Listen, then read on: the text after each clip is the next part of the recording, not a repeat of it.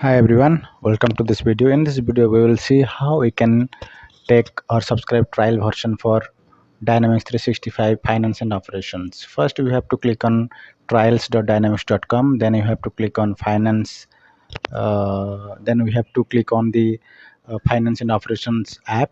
Then you have to give your Office 365 credentials, the same user ID you have to give here that you have taken for subscription in Sales app, because if you have no Office 365 credential with you, then you cannot take this finance and operations trial version. So you have to have a Office 365 tenant with you, whether it is a customer service customer engagement applications or package or not.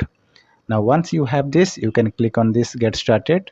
Now it will automatically add a new environment that will represent as finance and operations. It will take some time to set up, and it will create your environment for 30 days trial. Now this is what Dynamics 365 finance and operations screen looks like. Now you can learn and practice Dynamics 365 financials and operations.